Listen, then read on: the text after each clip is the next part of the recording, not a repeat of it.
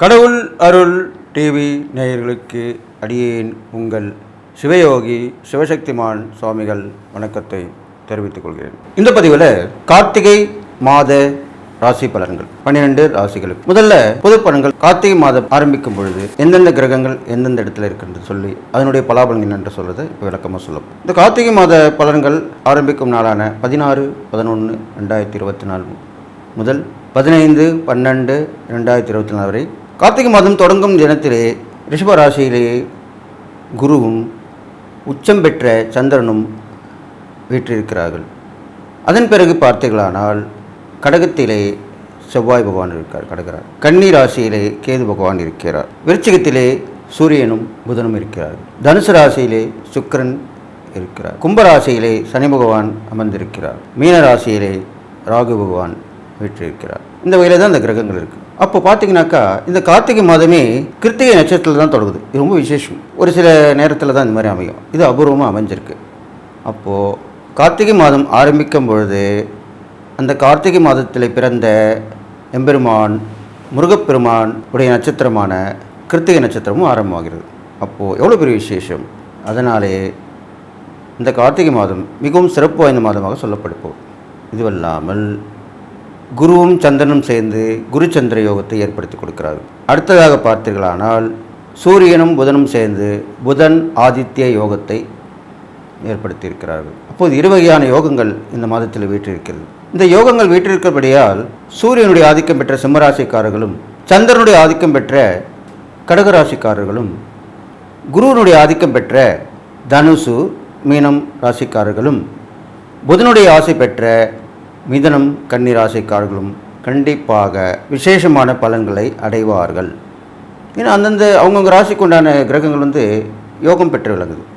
யோகம்னாலே என்ன, ஒரு அதிகமான ஒரு நற்பலனை தரக்கூடிய விஷயம். நிறைய இப்போ ஒருத்தர்கிட்ட சாதாரணமாக ஒரு பெருமை கோட்டை கீழே இருக்கிறவிட்ட திடீர்னு ஒரு புதையல் மாதிரி ஒரு பணம் தொகையோ பொருளோ விசேஷமான அந்த அது வந்தோன்னா அவருடைய வாழ்க்கையை மாறிடும் இல்லையா? அந்த மாதிரி ஒரு நிலையில் தான் இந்த யோகங்கள் கிரகங்களுக்கு உண்டாகிறது. அப்போ அந்த யோகம் பெற்ற கிரகங்களுடைய ராசியில் பிறந்தவர்களுக்கும் அந்த யோகத்தின் பலன் கண்டிப்பாக கிடைச்சதுன்னு ஆகணும். அதுக்காக தான் அப்படி சொல்லியிருக்கு. அடுத்தது பார்த்திங்கன்னா இந்த கார்த்திகை மாதத்திலே இந்த குருச்சந்திர யோகம் பெற்று விளங்குவதால் மக்களுக்கு எல்லோரும் கேட்ட விஷயங்கள் கிடைக்கும், நினைத்த விஷயங்கள் நடக்கும், நல்ல ஒரு வாழ்க்கை அமையும், சுபகாரியங்கள் நிறைய அமையும், திருமணங்கள் கைகூடும், புத்திர பாக்கியம் கிடைக்கும், உத்தியோக மேன்மை அடையலாம், செல்வம் செல்வாக்கு அந்தஸ்து பதவி இதெல்லாமே கிடைக்க போகுது. இது இல்லாமல் புதன் ஆதித்ய யோகம் ஏற்பட்டிருக்கிறால் கல்வியில் வளர்ச்சி, அரசாங்கத்தாருடைய அனுகூலங்கள், அரசாங்க பதவிகள் அமரக்கூடிய அமைப்பு, நிர்வாகத் திறமை, பொன் பொருள் சேர்க்கை, ஐஸ்வர்ய கடாட்சம், லட்சுமி கடாட்சம் சொல்கிறாங்களே அந்த மாதிரி இதெல்லாம் கிடைக்க போகக்கூடிய மாதமாக இது வருது. பொதுவாக கார்த்திகை மாதம்னாலே லக்ஷ்மி வாசம் செய்யும் மாதமாக சொல்லப்படுகிறது. அப்போது இதெல்லாமே கிடைக்கும், மக்களுக்கு நல்லா தான் இருக்கும், நல்ல பலன் தான் நடக்க போகுது, கிரகங்களும் நல்லா தான் இருக்குது, எல்லோரும் சுபிட்சமாக இருக்க போகிறாங்க. இருந்தாலும் ப்ளஸ் சொல்லும்போது மைனஸும் சொல்லி ஆகணும் இல்லையா? அப்போது சில இயற்கை சீற்றங்கள் வருவதற்குண்டான வாய்ப்புகள் இருக்கிறது. பெருசாக ஒன்றும் வராது, இருந்தாலும் வந்துட்டு போயிடும். முன்னுமே சொன்ன மாதிரி புயல், காற்றில் உருவாகக்கூடிய புயல் ஆரம்பிக்கும், மழை வரும், நீரால் ஏற்படக்கூடிய அந்த மழை வெள்ளமாக பெருகி ஓடும்.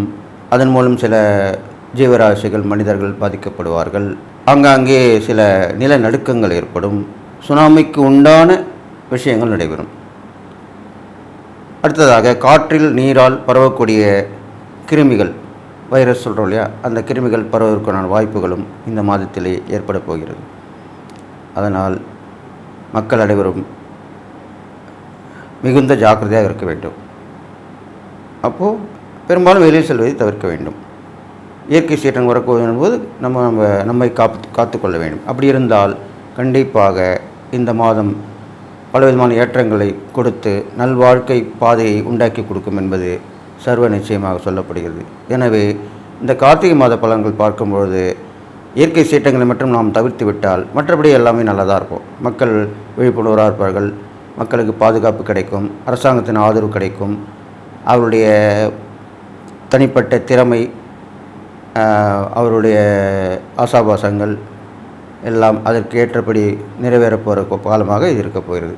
எனவே எல்லாரும் ஏற்றமான காலமாக தான் அந்த கார்த்திகை மாத பலன் இருக்க போகுதுன்னு சொல்லி அடுத்து ஒரு 12 ராசிகளுக்கும் பொது பலன்கள் சொல்ல போகிறேன். கணவன் மனைவி பிரச்சனை விலக பல ஆண்டுகளாக பிரிந்திருக்கும் கணவன் மனைவி ஒன்று சேர, தவறான உறவிலிருந்து விடுபட, செய்வினை ஏவல் பிரச்சனைகளிலிருந்து முழுவதும் விடுபட, செய்தவர்களுக்கே திருப்பிவிட, தொழில் வியாபாரத்தில் முன்னேற்றம் காண, கொடுத்த பணம் திரும்பி வர, புதையல் எடுக்க, அரசியலில் முன்னேற்றம் காண, கேரள முறையில் பிரசன்னம், பரிகாரம், பூஜைகள் மூலமாக 100% தீர்வு காண உடனே தொடர்பு கொள்ளுங்கள்.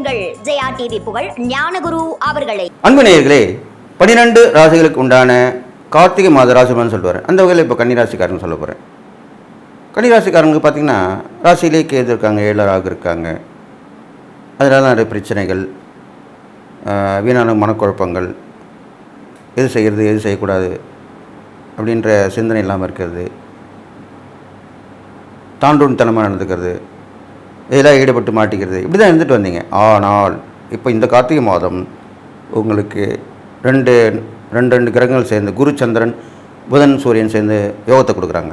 அவங்க பார்த்திங்கன்னா உங்கள் ராசிக்கு 3ஆம் இடத்துல சூரியனும் புதன் சேர்ந்து புத ஆதித்ய யோகத்தையும், உங்களுக்கு 9ஆம் இடத்துல சூரியனும் குருவும் சந்திரன் சேர்ந்து குரு சந்திர யோகத்தையும் ஏற்படுத்தி கொடுக்குறாங்க.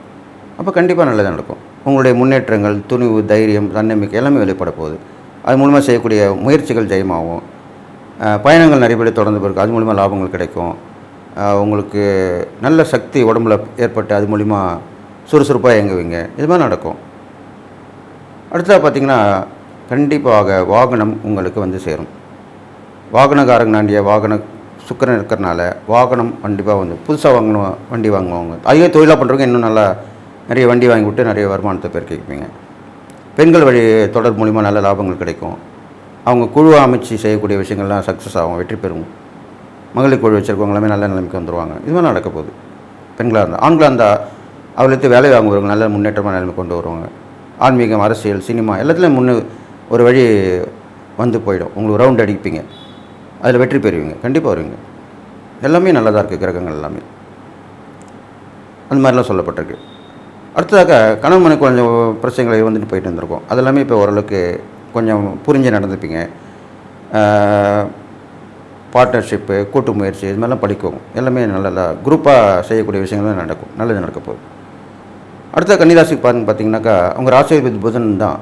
அவர் அது செய்யக்கூடிய பெருமாள் அம்சமாக விளங்கக்கூடிய அந்த இறை பரிகாரங்கள் பண்ணும்போது, இந்த கார்த்திகை தீபம் இருக்கும்போது பெருமாளுக்கு வந்து நிறைய அலங்காரம், அவர் அலங்கார பெரியர், அலங்காரம் பண்ணி பார்க்கலாம். அபிஷேகம் பண்ணி அலங்காரம் பண்ணலாம். அலங்காரம் தான் ரொம்ப பிடிக்கும். அலங்கார விதமான அதுக்கு தேவையான உடைகள் வாங்கி கொடுக்கலாம். தான தர்மம் பண்ணலாம். மக்களுக்கு அந்த உடைகள் கூட தானம் பண்ணலாம். இது மாதிரி செய்யக்கூடிய விஷயமா இருக்குது. இன்னொன்று சொல்கிறேன் கேளுங்க. நீங்கள் வந்து உள்ளாதவங்களுக்கு, ஏழைகளுக்கு தான தர்மம் பண்ணும்போது ஒரு துணி வாங்கி கொடுங்கன்னு நினச்சேன், அதை கூட இல்லை சாமிகிட்ட வச்சு கூட கொடுக்கலாம். அது இன்னும் விசேஷம். இது ஒரு சூட்சமான பரிகாரம் சொல்லப்படுது. நம்ம சாமிகிட்ட வச்சு நம்ம தான் எடுத்துக்கணும்னு நினைக்கக்கூடாது. சுயநலமாக இருக்கிறது ஆன்மீகத்தில் முன்னேற்றத்தை கொடுக்காது. பரநலமாக இருக்கணும். அப்போது எல்லோரும் நல்லா இருக்கும்னு நினைக்கணும் இல்லையா?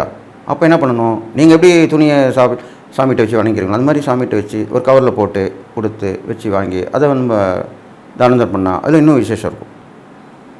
கண்டிப்பாக நடக்கும். இது மாதிரிலாம் சொல்லப்பட்டிருக்கு. அடுத்ததாக பெண்களுக்கு, குழந்தைங்களுக்கெல்லாம் உதவி பண்ணிட்டு வாங்க. நிறைய முயற்சிகள் எடுத்துகிட்டு வாங்க. பயணங்கள் மூலிமா நிறைய லாபங்கள் கிடைக்கும். அது மூலிமா போயிட்டு வாங்க. இதல்லாமல் உங்களுக்கு ஒரு திருப்புமுனை ஏற்படக்கூடிய வாழ்க்கையில் அமைப்போகுது. டேர்னிங் பாயிண்ட் சொல்லுவோம் இல்லையா? அது மாதிரி நடக்கும். அதனால் ஒரு பிரபலமான மனிதர் மூலிமா, இல்லை உங்களுக்கு நட்புறவில் இருக்கக்கூடிய ஒரு நல்ல ஒரு உயர்ந்த உள்ளம் கொண்ட மனிதரால் கண்டிப்பாக நடக்கும். அதை நீங்கள் பயன்படுத்திக்கணும். இந்த மாதம் பெரும்பாலும் இந்த மாதம் உங்களுக்கு நல்ல மாதம் சொல்லப்பட்டிருக்கு. எல்லா வகையிலுமே ஏற்றமாக இருக்க போகுது. நிறைய பயணங்கள் தொடர்ந்துபடியே இருக்கும். வரக்கூடிய வருமானங்கள்லாம் நல்லா வந்து சேரும். அது மூலிமா நல்ல தேவையான பொருட்களை வாங்கி மகிழ்வீங்க, சந்தோஷமாக இருப்பீங்க. இது இல்லாமல் அக்கம் பக்கத்து வீட்டுக்கார மூலிமா அவங்க கூப்பிட்ற விசேஷங்கள்லாம் போயிட்டு வருவீங்க. சந்தோஷமான மனநிலையாக இருக்கும். நீங்கள் ஒரு தடவை கொடுவீங்க, அவங்க ஒரு தடவை கொடுப்பாங்க. மாறி மாறி நடக்கும். வெளிவட்டார பழக்கங்கள்லாம் நல்லாயிருக்கும். அது எல்லாமே நல்ல விஷயமாக சொல்லப்பட்டிருக்கு. எல்லா இடத்துலையுமே ஒருங்கிணைந்து பணியாற்ற போகிறீங்க. ஒரு குழுவை ஏற்படுத்தி அதில் பணியாற்றுவீங்க. அதெல்லாமே நல்லபடியாக நடக்கும். பெரும்பாலும் அந்த தெய்வ பரிகாரங்கள்னு பார்க்கும்பொழுது இந்த மாதிரி கார்த்திகை மாதத்தில் இந்த தெய்வங்களுக்கு வந்து நிறைய அபிஷேக ஆராதனை செஞ்சு பார்க்கலாம். சில கோயிலில் நடக்கிற விசேஷங்களை கலந்துக்கலாம். இது மாதிரிலாம் பண்ணிட்டு வரலாம். ஏழை எளியவங்களுக்கு கல்யாணம் பண்ண தேவையானதுக்கு உதவி பண்ணிட்டு வரலாம். அதெல்லாமே இந்த மாதத்தில் சொல்லப்பட்டிருக்கு. அதனால் உங்களுக்கு எல்லாமே நல்லா நடக்க போகுது. கன்னிராசிக்காரங்க பெரும்பாலும் இந்த மாதம் கார்த்திகை மாதம் அருமையாக இருக்க போகுது. பெரும்பாலும் உங்களுக்கு கன்னிராசிகள் ஐயப்பன் விரதம் வந்து போயிட்டு வரதும் விஷயம் சொல்லப்பட்டிருக்கு. அதில் உத்திர நட்சத்திரம் தான் அந்த கன்னிராசியில் இருக்குது.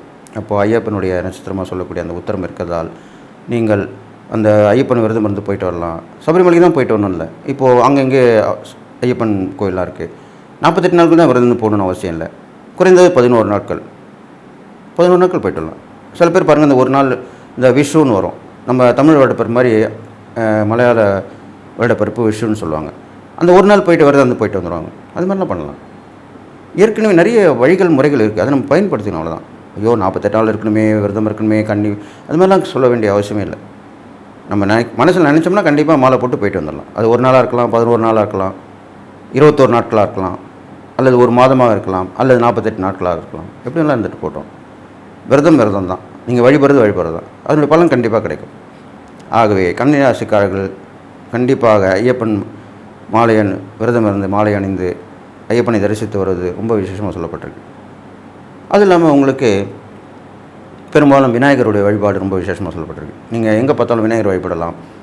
அவருக்கு ஒரு தோப்புக்காரனை போடலாம், சூரத்தேங்காய் உடைக்கலாம். ஒரு காரியத்தை முடிக்கணும்னா, ஒரு தப்பு பண்ணிட்டீங்கன்னா தோப்புக்காரனை போட்டு, இப்போ நம்ம பள்ளியில் தான் பெரும்பாலும் அந்த தோப்புக்காரனை போட சொல்லுவாங்க தப்பு பண்ணால்.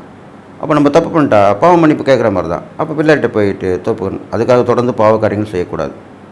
அப்போ தண்டிப்பேன். ஒரு தடவை தான் கடவுள் மன்னிப்பார், 2வது தடவை மன்னிப்பார், 3 அவ்வளோதான். இந்த 3 முறைக்கு மேலே தெய்வங்களே மன்னிக்காது அப்படின்றது தான் சொல்லப்பட்டிருக்கிற சாஸ்திரத்தில் சொல்லப்பட்ட உண்மை. அதுக்கு மேலே தொடர்ந்து பண்ணிட்டா தான் நம்மளுக்கு பிரச்சனைகள் தான் வரும். அதனால் நல்ல இதாக செய்யணும். அது மாதிரி பண்ணிட்டு வாங்க. பெரியவங்களோட தொடர்பு கிடைக்க போகுது. அது மூலிமா அப்போது நீங்கள் என்ன பண்ணணும், அவங்களோட நல்லா சந்தோஷமாக இருக்கணும், அவங்களுக்கு ஏற்ற மாதிரி செய்யணும். உங்கள்கிட்ட பண உதவி பொருள் செய்ய முடியலன்னா சரீர உதவி பண்ணலாம், அவங்க கூட இருந்து உதவி பண்ணலாம், அவங்க மனசை சந்தோஷப்படுற நிலைமையில் பண்ணலாம். அப்போலாம் அவங்க அப்படி பண்ணும்போது அவங்க கண்டிப்பாக உங்கள் மூலிமா உதவி கிடைச்சி சந்தோஷமாகி உங்களுக்கு திருப்பி நல்லது செய்வாங்க. பெரிய உதவியாக பண்ணுவாங்க. நீங்கள் சின்ன உதவி தான் பண்ணியிருப்பீங்க, அவங்க பெரிய உதவி பண்ணுவாங்க. அது பேருதவியாக இருக்கும். இப்படி தான் இருக்க போகுது. அப்போ கன்னிராசிக்காரங்களுக்கு இந்த கார்த்திகை மாதம் நல்லபடியாக இருக்கும். நான் சொன்னக்கூடிய இந்த இறைபறிகள் தான தர்மங்களும் பண்ணிட்டு வாங்க. பெரும்பாலும் கன்னி பெண்களுக்கு திருமணம் பண்ணி வைக்கிறது ரொம்ப விஷயம் சொல்லப்பட்டிருக்கு. அவங்களுடைய வாழ்க்கை முன்னேற்றத்துக்கு உதவுங்க, கல்வி வளர்ச்சி கொண்டு உதவுங்க. இது மாதிரிலாம் பண்ணிட்டு வரலாம். நிறைய செய்யலாம், நிறைய தானம் பண்ணலாம். நீங்கள் பெரும்பாலும் கன்னிராசிக்காரன் பண்ணுறது நல்லது. ஏன்னா அந்த அஸ்த நட்சத்திரமும் அவங்கள தான் இருக்குது. அஸ்தன்றது யார்? அபய அஸ்தன்னு சொல்லி பெருமாள் தான். தன்னுடைய கையால் நிறைய தானம் பண்ணக்கூடிய ஒரு பெருமாள். அதனால தான் எப்படி பார்த்தாலுமே உங்களுக்கு தானந்தன் மூலியமாக நன்மை நடக்க போகுது. அப்போ நீங்கள் தொடர்ந்து தானந்தன் பண்ணிட்டு வந்தால் அவ்வளோ விசேஷமாக சொல்லப்படுது. சாப்பாடு தண்ணீர் 2 சேர்த்து கொடுங்க. அதுதான் முக்கியமான விஷயம். அது கரெக்டாக அறிஞ்சு பண்ணணும். ஒன்றுமே இல்லாதவங்களுக்கு கொடுக்கணும். அதுதான் விஷயம். சாப்பிட்டவங்களுக்கு போய் சாப்பாடு கொடுக்கக்கூடாது, சாப்பிடாமல் இருக்கவங்களுக்கு கொடுக்கணும். அப்போ கண்டிப்பாக உங்களுக்கு அந்த பலன் கிடைக்கும். அதனால் இந்த கார்த்திகை மாதத்தில் கன்னிராசிக்காரங்களுக்கு நல்ல விஷயங்கள் நடக்க போகுது, யோகமான மாதமாக இருக்க போகுதுன்னு சொல்லி நீங்கள் எல்லா நலமும் பெற்று வாழுங்கன்னு சொல்லி வாழ்த்தி விடைபெறுகிறேன். நன்றி, வணக்கம். கடவுள் அருள் டிவியை பார்த்தமைக்க நன்றிகள். மேலும் இது போன்ற தகவல்களை தெரிந்து கொள்ள கடவுள் அருள் டிவியை சப்ஸ்கிரைப் செய்யுங்கள். மறக்காமல் பெல் ஐக்கானை கிளிக் செய்யுங்கள்.